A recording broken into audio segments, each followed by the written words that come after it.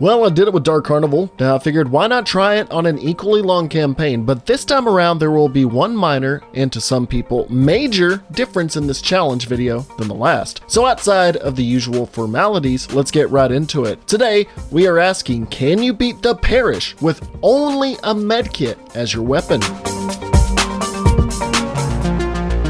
Here are the rules as we start things off. Please don't ignore this. The difficulty will be set to expert. The mutation, let me say this again, mutation is lone gunman. And let me reiterate, this is where the only weapon that spawns is the Desert Eagle, and only common infected, boomers, witches, and tanks can spawn. Why? So I have no assisting AI, and so that any common or special infected will down me with just one hit, thanks to the expert difficulty on this specific mutation, making things even more tense. I can only have a first aid kit out during my run, so I cannot use primary, secondary, or melee weapons to fight off the horde. I can, however, bash with the medkit, but not use it to heal myself. This time around, I am not allowed to use grenades whatsoever, so no Molotovs to light up tanks and hordes, and no pipes or bile bombs to distract the hordes for me to run further. I can use adrenaline as a means of boosting my speed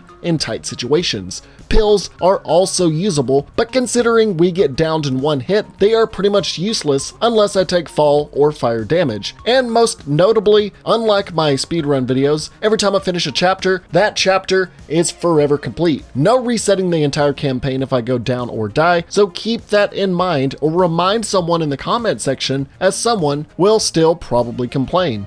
So starting off with Virgil the Talking Boat, who recently lost his wife, Videl the Talking Motorboat, dropping off his solo passenger, the demigod of cheeseburgers. I grab the medkit and make my way through the docks and the first open area to meet some commons in the streets, only to knock them back. The issues getting down the traffic-riddled road to the bar were very minimal, as I went knocking at the back door into the alleyways where only one stalwart common stands in my way, only to be shoved back like my uncle drunk on a Sunday night. You would assume this mutation makes it where commons spawn a lot less, but I can tell you this much: the number of commons in the next chapters will be about as much as the rage you will hear very soon. I go out to the final street where another common decides to take an Uber as I get to the first safe room and complete the first chapter. Or that would be the case if the AI director hadn't decided to spawn a boomer in there with me to puke on me and down me in one hit. But in a situation I had never experienced before, as I readied myself to redo the chapter, I was put into the loading screen for chapter 2. Yeah, apparently, even though I went down, the game decided to register that as a successful run of the chapter. I'm on the second. Does that count?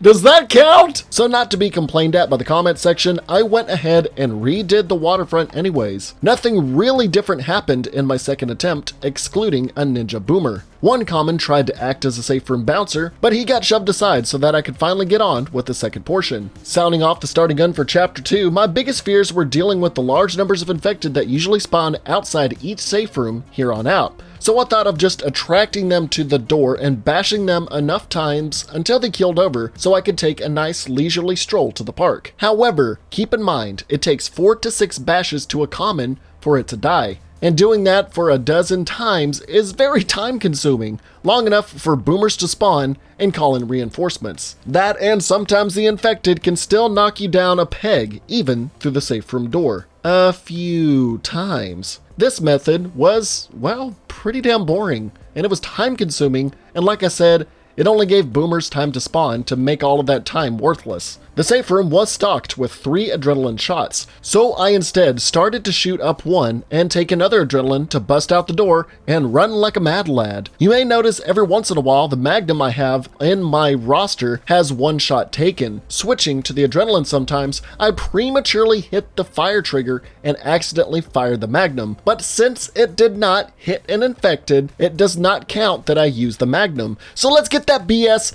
out of the way. I know some of you are gonna be bringing that up. My second biggest hurdle in the park is getting past the open area where enemies can attack from every direction, but since I have a bit of a speed boost each time, it's a bit easier than usual. I usually cut through the middle of the park to minimize infected in the area spotting me, and also using the walls and corners to my advantage so they have less time to catch up to me since infected aren't too proficient at working corners. I get to the open space before the quarantine area and spot a boomer bile and grab it, forgetting that I cannot use grenades, and I karmically go down to a wildly swinging Karen who wanted to see the manager. I go through the same procedures, heroin my way through the level, avoiding melees, and get to the quarantine RV. I get ready to inject my drugs as the door slowly opens, alerting the horde. This is the biggest hurdle of the park, since you have to wind around a line of fences in a closed space where the infected can climb over and cut you off at any point. I shoot up once again, traverse the simple maze, get a little boomer drizzle on me, climb up the ladder,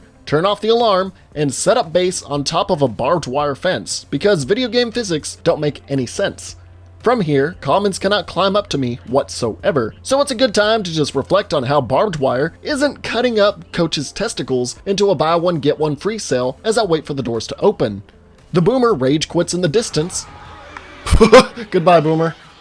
Okay, boomer. As the horde rages beneath me, once enough time passes, I hop the fence to catch a bus that will never depart. Apparently, the tank is in the same boat as me, as he pitches a complaint in the form of a rock that hits me at an awkward angle, pissing me off.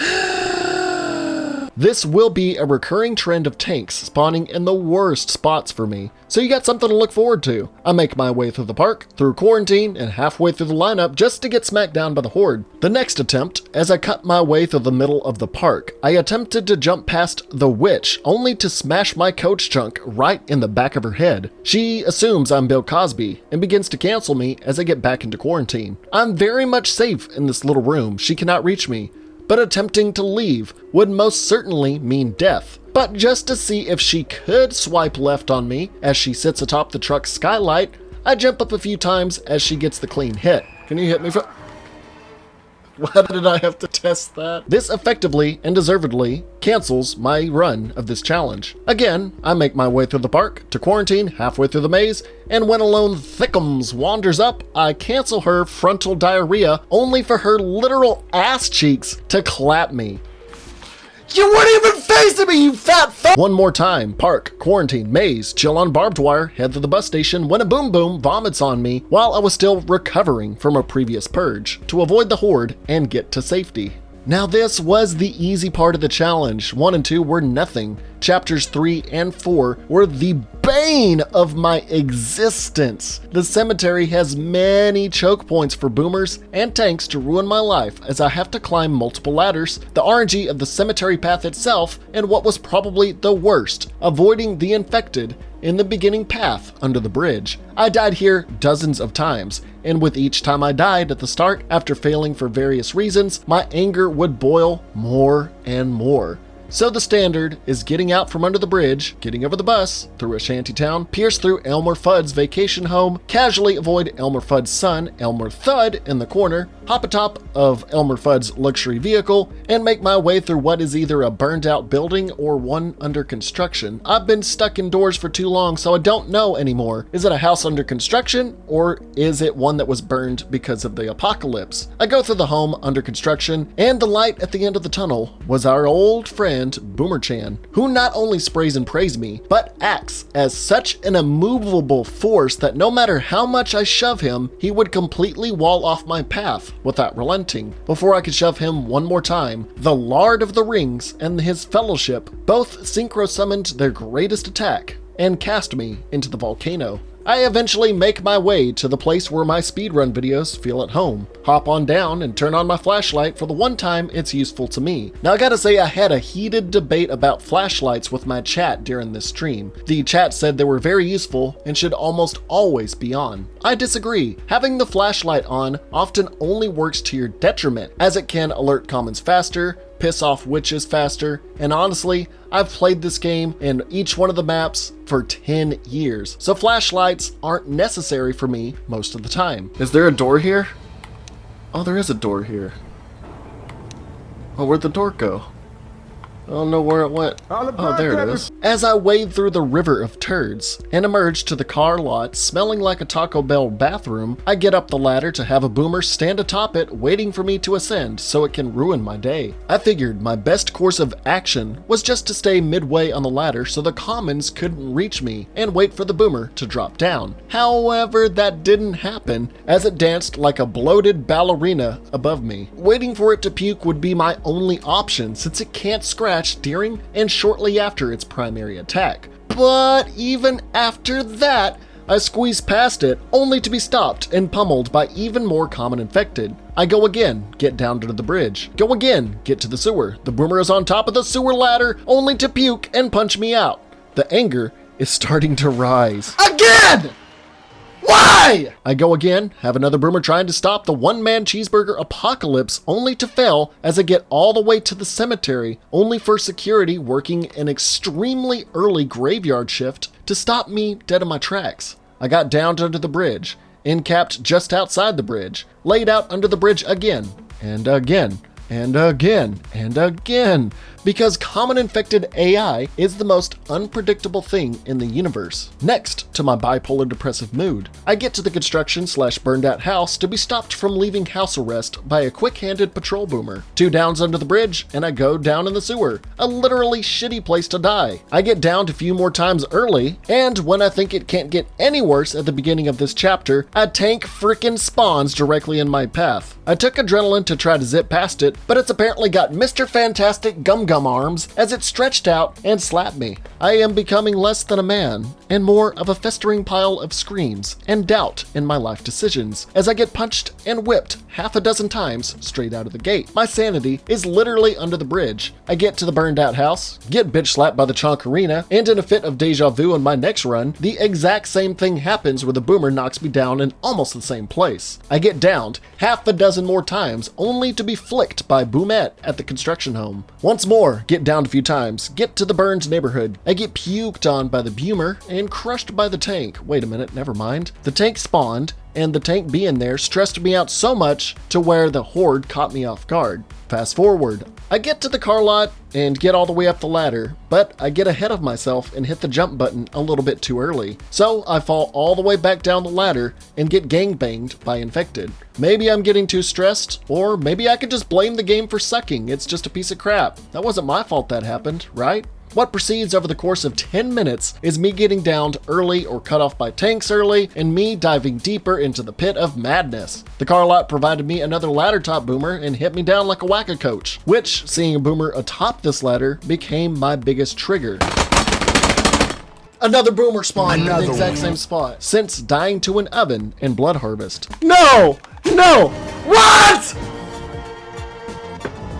You can ask the people in my stream that day. I was just livid. And for another 10 to 15 minutes, it was pathetic failure after failure, even getting to the cemetery eventually and getting surrounded to my demise. Not to be deterred by questions of my mental health, I said a few more times and I would stop for the day. I died 2 more times and then I get to the burned house for a witch to get sidestepped, a body-blocking boomer to get begone, thoughted, and I take the adrenaline that I saved each chapter to speed through the slow as hell sewer water, almost get hit in the car lot, ascend the doom ladder, the US military delivers some freedom on the bridge, and I get through a really good RNG cemetery path, only for a horde to start, and for a tank to be right there between me and salvation, already winding up a throw. I was almost there. What did I do? I masterfully got behind the tree just in the nick of time to save me from a cement-filled anus. And I outrun the tank and finally get to the safe room. Taking in a small victory / close call in a 10-year-old game, that's where I called it quits for the day, so I could simmer down and pick back up the following day after. With my rage at 101%, I knew at the time I wouldn't be level-headed enough for the secondary gauntlet that was chapter 4. I'm gonna take a break. I'm done for the day. I think I have mentally strained myself out enough.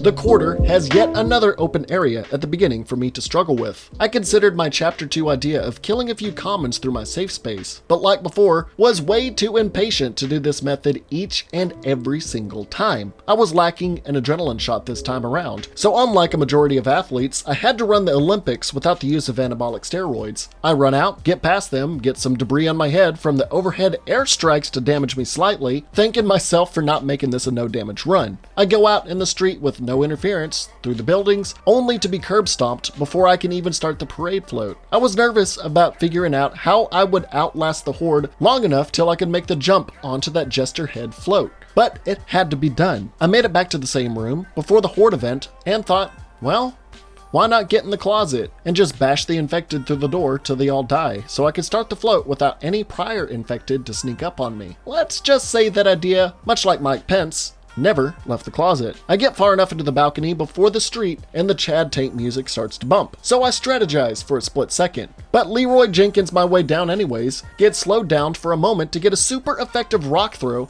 that critical hits me, and I fainted. My dilemma of getting downed by the horde near the safe room rears its ugly head twice. As I make my way into the billiard room of the bar, I find laser sights. Alright, laser sights from my first aid kit.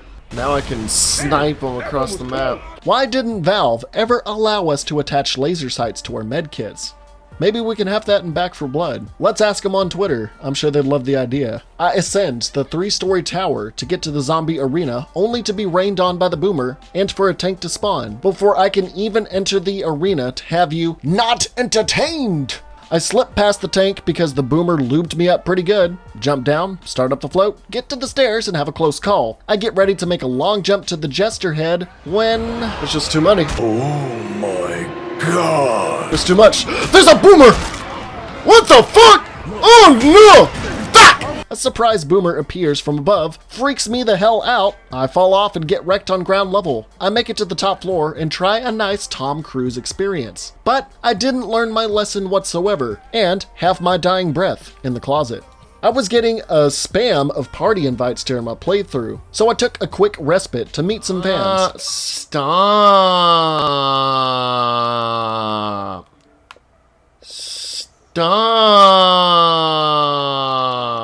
Well, this guy's connection sucks. With that quick break out of the way, I then get halfway through for a comment to stop me for a tire check. The next run filled me with a decent amount of hope. I get to the quarter zombie arena, start the float, and the decent method of surviving here is just running loops around the area so the infected cannot catch up to you. The planter with a tree near the float acts as a good slowdown point for commons to climb up as you get away. I finally hop on the jester and start making my way downtown. Hearing his favorite song, Terry Crews appears in the worst possible choke point, winding up a nice chunk of rock. I outmaneuver the tank and his side bitch, and I get past them, and I try to close the door behind me to save some time, but was too far to close the door, only for the side bitch to reappear and bitch slap me into submission. What did the door? Now the tanks start coming and they don't stop coming as I start trying to live in the back streets. I'll never shine if I don't glow. And a tank comes out of the bathroom, and he hits me around the corner as I jump the balcony gap. This confused the hell out of me. I didn't even have a chance to react. Every other tank I've fought, but this mutation just makes...